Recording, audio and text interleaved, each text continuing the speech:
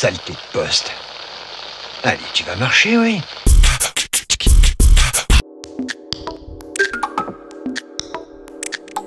Jeudi 4 avril, aux 3 rues des Frères Cassadou, le Secours populaire inaugure ses nouveaux locaux agrandis. À cette occasion, ceux-ci adoptent l'intitulé Espace Lucie et Raymond Aubrac en hommage aux célèbres résistants. Leurs actions en effet durables a également concerné la solidarité avec les plus démunis. Bonjour, monsieur Jean-Paul Tégérisseau. Vous êtes secrétaire général du comité Secours populaire de Bergerac.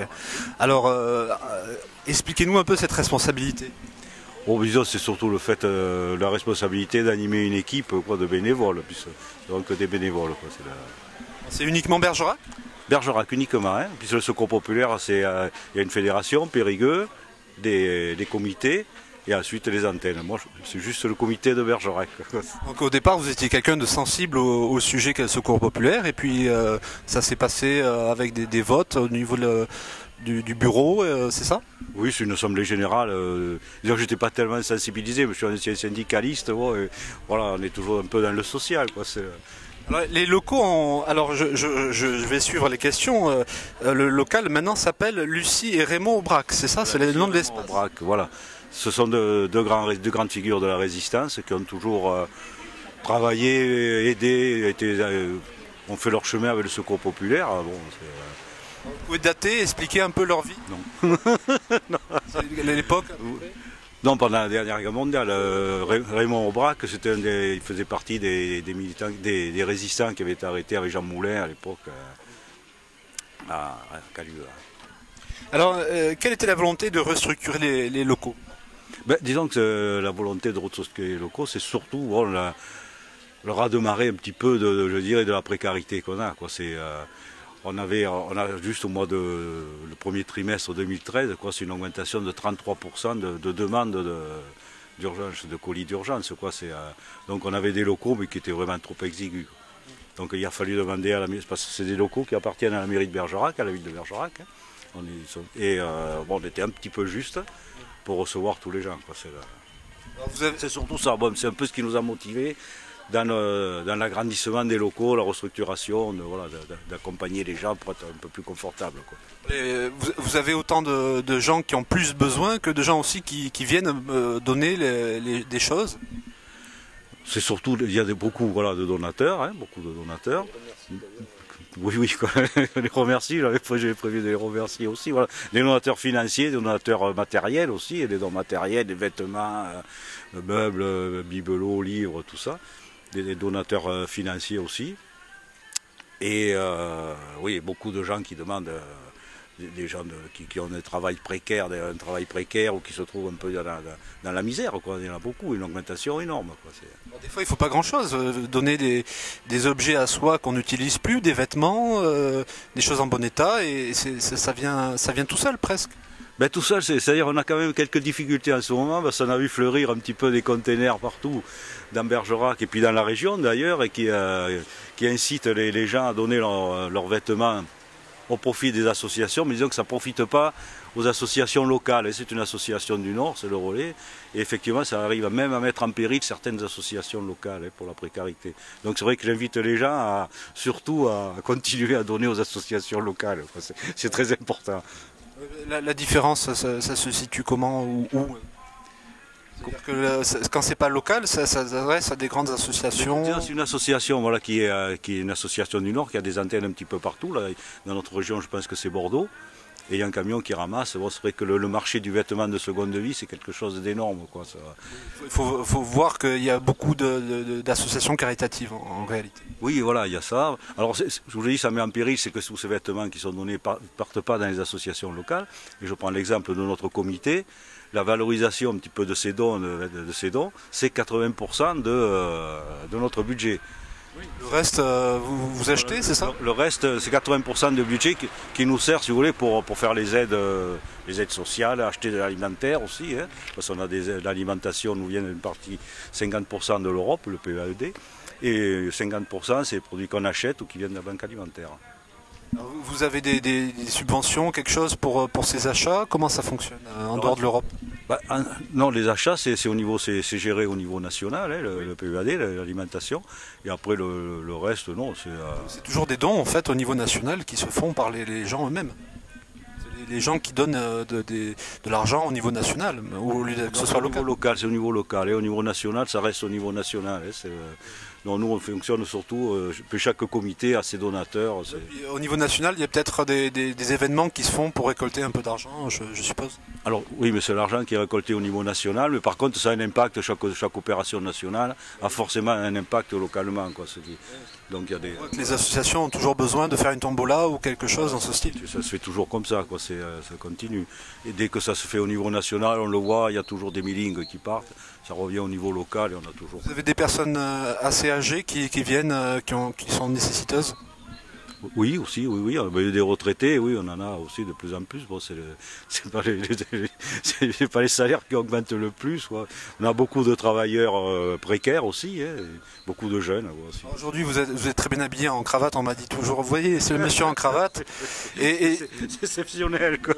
Et j'imagine qu'il y a énormément un rôle psychologique qui se situe ici, à l'accueil et à la compréhension des gens. Voilà, oui, au niveau de l'accueil, on le reçoit déjà. En plus, il y a toujours une assistante sociale ou des aides médico-psychiatriques qui font partie de la tresse, quoi, et qui sont toujours avec nous les jours d'ouverture, qui discutent avec les gens. C'est important aussi parce qu'il y a beaucoup de gens qui viennent des fois pour être écoutés.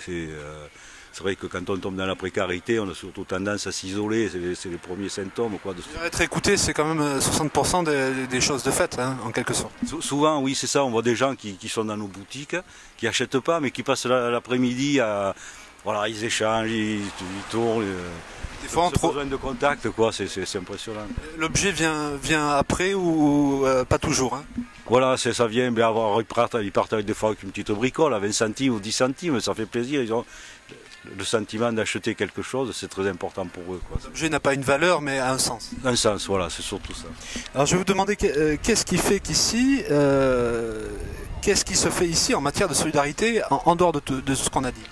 Alors en dehors de l'alimentation, nous, notre tâche principale, disons, c'est les premiers symptômes un petit peu de la précarité, c'est de rester, de s'isoler, voilà, d'être à l'écart. Nous, ce qu'on essaie, c'est de remettre les gens, de maintenir les gens dans le tissu social. Alors les aides, bon, on peut avoir des aides qu'on appelle, nous, des secours financiers d'urgence. Ça peut être faire un chèque pour éviter une coupure d'électricité, une coupure d'eau, payer une cantine pour les enfants, payer des vacances, les colonies de vacances, les centres aérés. Participer surtout, on ne peut pas complètement, il y a toujours une participation de la personne. Et on essaie de maintenir les gens dans le tissu local en offrant surtout aux enfants des tickets de piscine, des places de cinéma. Des places de cinéma, et vous voyez des gens qui s'en sortent, c'est-à-dire qui un jour vous disent vous vous souvenez de moi, je m'en suis sorti? Ça arrive, c'est rarement. Mais ça arrive, ça fait plaisir quand il y a des gens qui reviennent. Il y a une personne qui était venue une fois qu'on avait aidé justement pour un premier emploi et qui était assez loin, qui était sur la force, qui est venue, on l'a aidé pour un plein d'essence pour aller travailler. Et un mois après, quand elle a touché sa paye, elle est revenue nous voir, elle voulait nous rembourser, on a dit que non, c'était pas... Elle est partie en achetant quelque chose, quoi, voilà, elle nous a remerciés. Quand on a besoin de travailler, souvent, c'est difficile, mais il faut un moyen de locomotion, une mobilette. Voilà, souvent, alors, les gens n'ont pas les moyens de locomotion, ou alors ils ont des vieilles voitures qui consomment énormément, donc c'est vrai qu'il faut aider souvent. Donc ça fait partie aussi des tâches... Des étapes. Des étapes du comité aussi, ça fait partie un petit peu de nos aides, quoi. Peut-on faire plus et doit-on en faire plus pour les plus pauvres? Mais oui, c'est la question philosophique. Normalement, dans une société, il ne devrait pas y avoir de pauvres, c'est ce que je dis. On est quand même dans une société, dans une planète qui n'a jamais produit autant de richesses, et pourtant les gens ne mangent pas à leur faim. Les technologies, les techniques, la recherche n'a jamais été aussi avancée, des gens ne peuvent pas se loger dignement, n'accèdent pas à la santé faute de moyens. C'est pas normal, voilà, c'est pas normal. En France, on peut dire qu'on est bien lotis. Alors il y a plus miséreux, c'est ce qu'il faut se dire, mais en fait c'est quand même pas normal. Je conclurai sur M. Obama qui n'a permis que la mutuelle privée qui est loin de celle de la France. Ah oui, c'est vrai. La mutuelle privée obligatoire, c'est déjà peut-être bien, mais... C'est déjà bien, c'est vrai qu'on voit beaucoup de gens qui ne peuvent pas se soigner, quoi. C'est inabordable. Est-ce qu'il y en a des gens qui refusent de l'aide? Mais Non, je crois que la plus grosse démarche, c'est quand c'est venir, disons, c'est venir au secours populaire, quoi. Une fois quand les gens arrivent ici, c'est que vraiment ça s'appelle une démarche. C'est vraiment une démarche. C'est pas facile, quoi, de venir, de dire voilà, je suis dans le pétrin, aidez-moi, quoi. C'est vraiment, c'est la dernière limite, quoi. Alors ils refusent pas, quoi. Quand ils viennent, ils refusent pas, quoi. Refuser, c'est peut-être le contraire de ce que vous faites, hein. Oui, mais nous on essaie. Mais bon, ils n'osent pas refuser. Merci monsieur Téjarisson. Je vous en prie, merci beaucoup. Bonjour monsieur, Oui, vous pouvez vous présenter s'il vous plaît. Julien Lauprêtre, président national du Secours populaire français. Alors vous venez aujourd'hui, comme vous faites peut-être à d'autres comités locaux. Ah oui, tout à fait. J'aime bien circuler dans toute la France pour encourager les bénévoles qui font déjà un travail exceptionnel. Rappeler que le Secours populaire, nous avons à peine 500 personnes à pointer, mais que nous sommes la plus grande organisation humanitaire en ce qui concerne le nombre des bénévoles, puisque nous en comptons 80 000. Et j'aime bien voir avec eux comment ça se passe, comment ils essayent de dresser un rayon de résistance, puisque je suis un ancien résistant, bien sûr, pas avec les méthodes qu'il y avait dans la résistance, mais de résister à cette montée de la misère, de la pauvreté, de l'exclusion qui continue, comme je l'ai dit, un véritable raz-de-marée de la misère, et je suis content d'être avec les amis de Bergerac pour les encourager. Vous pensez peut-être qu'à Bergerac, ce n'est pas la même démographie que sur Paris ?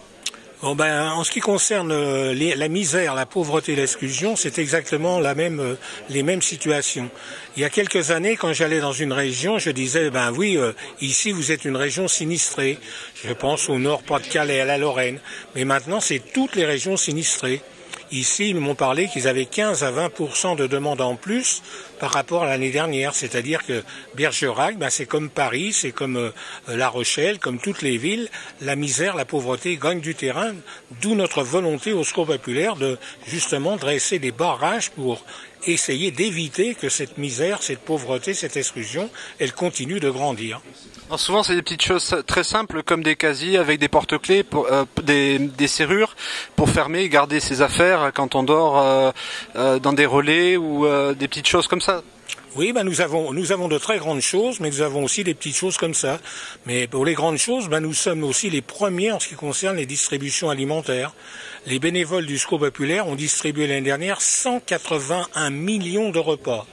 Alors à ce propos, je dois dire qu'il y en avait la moitié qui provenait du PEAD, du plan européen d'aide aux démunis, que ce plan vient d'être réduit de 30%, c'est-à-dire que nous allons vers un problème de la faim en France si nous n'arrivons pas à obtenir de l'Europe qu'elle rétablisse cette aide alimentaire qui est indispensable.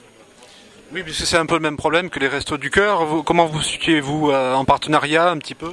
En ce qui concerne les Restos du Cœur, les banques alimentaires et aussi la Croix-Rouge, nous avons un protocole d'accord depuis des années qui fonctionne bien. C'est une exemplarité française de voir des associations qu'on pourrait apparaître comme des concurrents et qui sont ensemble pour obtenir de l'Europe qu'elle rétablisse l'aide humanitaire européenne. C'est vraiment indispensable. Les 4 associations, nous multiplions les initiatives dans ce sens. Parce que nous, 180 millions de repas, c'est la moitié qui vient de l'Europe. La Croix-Rouge, c'est 30%. Les banques alimentaires, 30 ou 40%. C'est-à-dire que ce sera un coût terrible pour les associations. Mais on a espoir parce que les députés européens ont rejeté le plan des chefs d'État. Ça veut donc dire qu'on va continuer à faire en sorte qu'ils se rendent compte du ridicule et de l'inhumanité de leurs décisions. Le ridicule, c'est que ça représente 1 euro par habitant par an. Et ils trouvent que c'est trop, vous voyez, sinon c'est ridicule. Est-ce que le seul semblant de logique et de raison de cette décision, c'est ça ? La seule raison de leur décision, c'est qu'ils veulent réduire les dépenses sous prétexte de la politique de rigueur, sous le prétexte de la politique d'austérité. Nous, on veut bien entendre tous ces refrains, mais nous, le couplet que nous jouons tous les jours, c'est la misère alimentaire, vestimentaire qui grandit dans notre pays et dans les autres pays européens. On nous parle de l'Allemagne où tout va bien. Nous travaillons avec la plus grande association humanitaire allemande qui nous a rejoints dans notre combat pour le rétablissement de l'aide humanitaire européenne. C'est tous les pays européens qui sont menacés. Oui, puisqu'on a discuté un petit peu avec le secrétaire général local, c'est des mobylettes souvent pour aller au travail, et puis des fois c'est un chemisier pour être serveur dans un café, c'est des fois le minimum pour pouvoir travailler. C'est ça, mais il y a une grande difficulté. Je pense aux jeunes, par exemple. L'année dernière, le Secours populaire, nous avons accueilli 150 000 jeunes. 150 000 jeunes qui ont osé venir frapper à la porte du Secours populaire. Mais il y en a combien qui n'osent pas venir frapper? C'est-à-dire qu'il y a un malaise profond dans la jeune génération. Et lorsque nous pouvons apporter un peu d'espoir à ces jeunes, ils sont complètement transformés.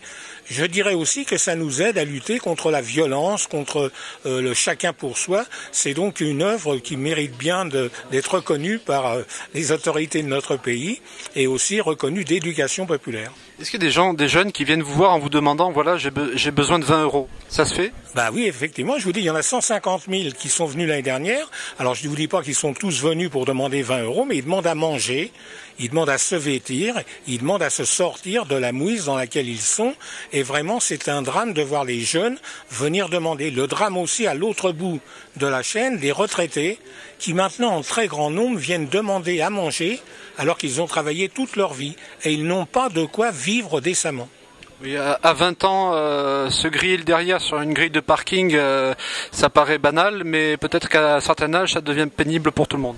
Ben oui, effectivement, il y a des conditions de vie, des conditions qui sont extrêmement difficiles, et nous rencontrons de plus en plus de personnes âgées qui n'ont plus les moyens de payer leur loyer et qui viennent nous demander si on peut les aider. Il faut donc que nous organisions des collectes, il faut que nous organisions la solidarité populaire pour les aider à vivre un peu mieux.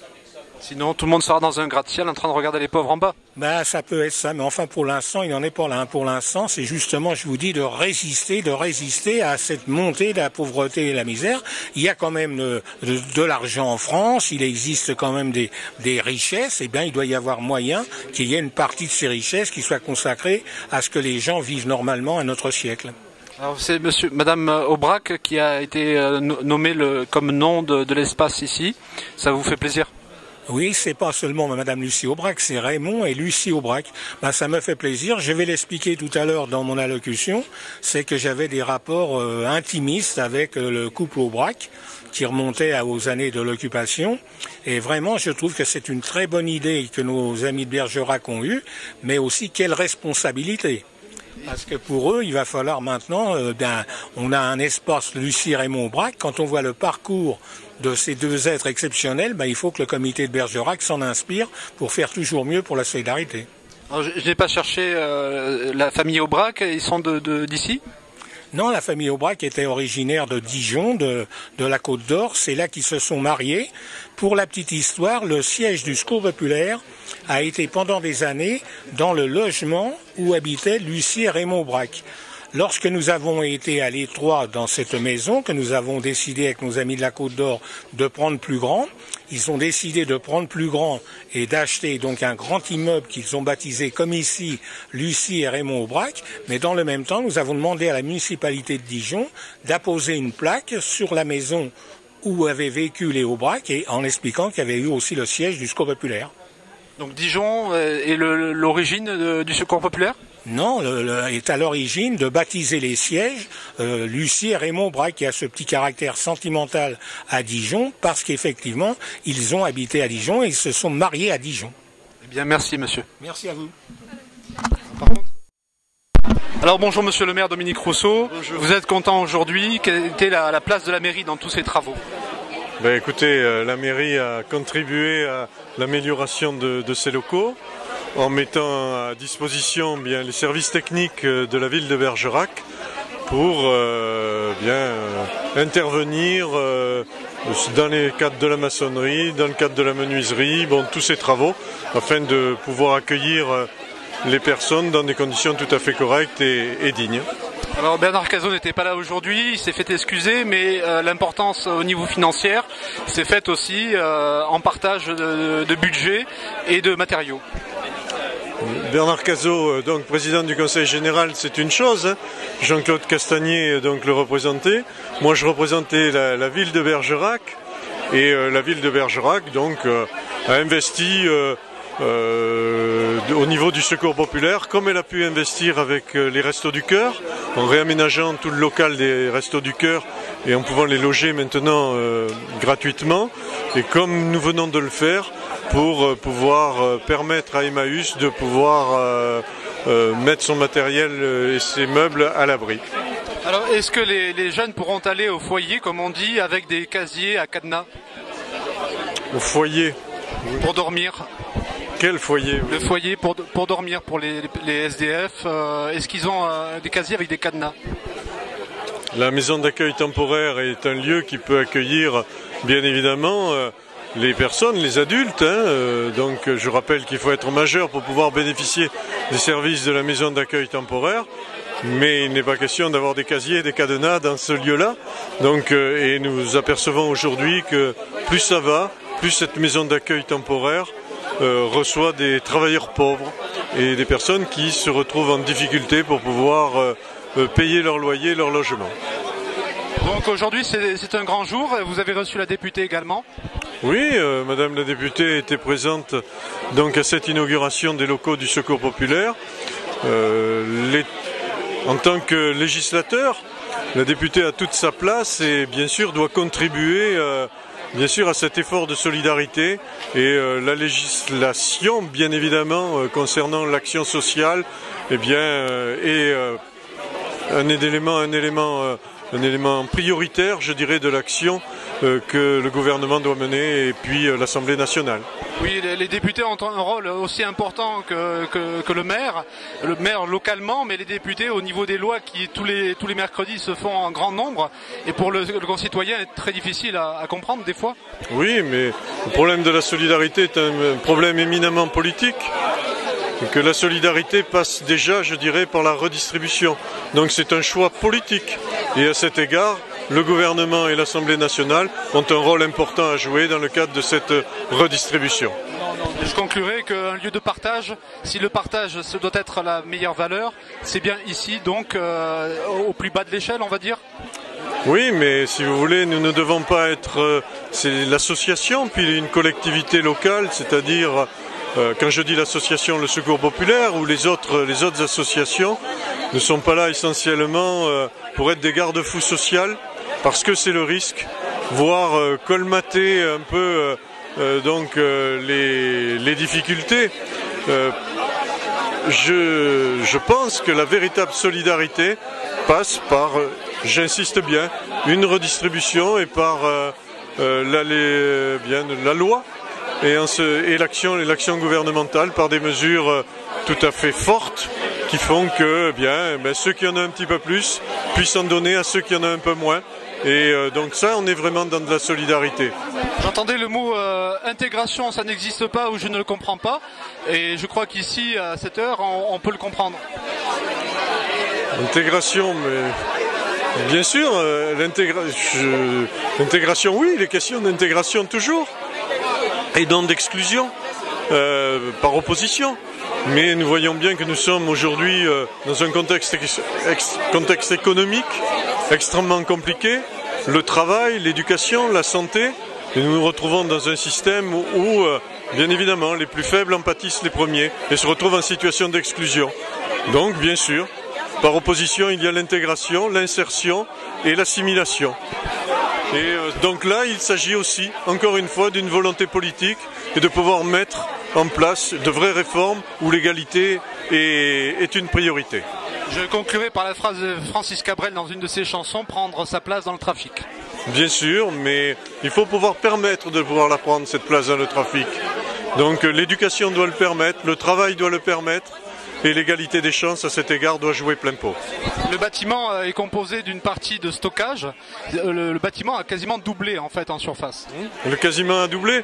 Donc c'est-à-dire que l'on peut recevoir dans des conditions beaucoup plus correctes, bien sûr les bénéficiaires donc des aides dispensées par le Secours populaire, mais on peut le regretter aussi de voir ces structures, augmenter ce qui est un indicateur en ce sens que la précarité est de plus en plus forte. Et je le vois que ce soit au niveau des Restos du Cœur, de la Banque Alimentaire, Croix-Rouge, Secours Populaire, Secours Catholique également. Et bien évidemment l'épicerie sociale que nous avons mis en place, que la mairie gère dans le cadre de son CAS, où aujourd'hui nous avons plus de 800 familles bénéficiaires. Merci Monsieur Rousseau. Je vous en prie. J'ai eu l'occasion quand même d'y venir il y a quelques mois et je sais que ici vous avez mis vraiment tout votre cœur pour qu'on ait un véritable accueil. Alors je ne vais pas vous faire un grand discours, mais vous avez parlé de solidarité. La solidarité, c'est quelque chose qui est une vraie valeur dans ces temps difficiles, mais qui l'a toujours été. Avant d'être députée, vous le savez, j'ai été une militante de tous les jours, et notamment dans les actions de solidarité. Alors, vous l'avez dit, aujourd'hui, on a un peu de mal à lire l'action de solidarité, que ce soit au niveau national ou que ce soit au niveau de la solidarité nationale. Pourtant, tout à l'heure, Jean-Claude a parlé du département. Je viens de rencontrer Mme Lotte des services sociaux du département qui me disait, en moyenne, le soutien au RSA du département soutient 6500 personnes en moyenne mensuelle. Le mois de février, ça montre à quel point ce moment est poignant en ce moment, puisque ce mois de février, ça a été 7800 personnes. Donc effectivement, il y a une progression énorme. Donc la solidarité nationale, la solidarité départementale, puisque le social passe par le département, oui, elle existe. Mais, vous l'avez dit, monsieur le secrétaire, la solidarité est une chose, les choix politiques en sont une autre. Et les choix politiques, vous l'avez évoqué, c'est avant tout une meilleure répartition.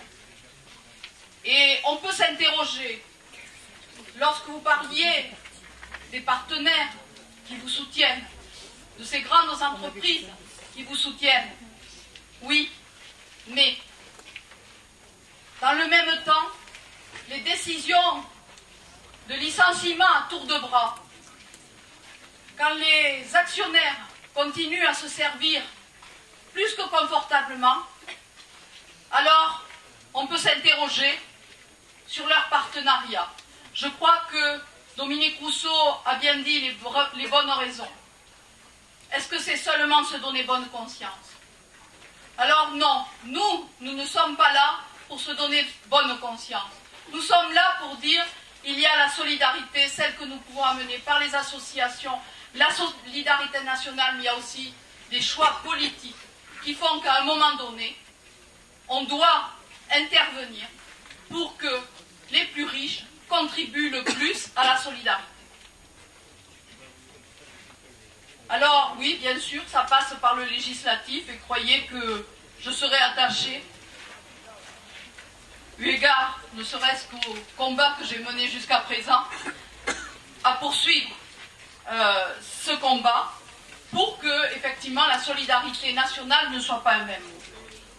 Vous l'avez dit tout à l'heure, Monsieur le Président, j'ai apprécié que vous parliez de ce scandale alimentaire qui a conduit au retrait dans les supermarchés, dans les points de livraison, d'une grosse quantité de marchandises, parce qu'il y a eu tromperie sur la marchandise.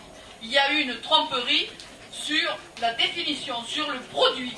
Mais, reste à vérifier, mais a priori, il n'a pas été décelé de problèmes sanitaires, mais ça montre à quel point les contrôles dont nous sommes tous au quotidien en tant qu'individus tributaires, et vous le serez ici, à rendre des comptes, on se rend compte que les grandes entreprises, elles, quelquefois en sont épargnées. En tous les cas, là, il a été montré et dénoncé. Donc les lasagnes ont été retirées du marché. J'apprécie que vous disiez, nous ne devons pas les jeter. Parce qu'effectivement, c'est quand même carrément scandaleux qu'on accepte de jeter de l'alimentation à partir du moment où on reconnaît que sanitairement, elle est bonne. Il y a eu une tromperie sur la marchandise, c'est vrai. Et d'ailleurs, à mon initiative, mon groupe parlementaire a déposé une résolution cette semaine par laquelle je demande à ce qu'il y ait une commission d'enquête pour qu'on pointe, point par point, où sont les circuits et quels sont les problèmes, parce qu'il y a eu des problèmes à tous les niveaux. Nous sommes attachés aussi, au niveau national, à faire en sorte que l'Europe tienne son rang dans la solidarité alimentaire. Vous en avez parlé.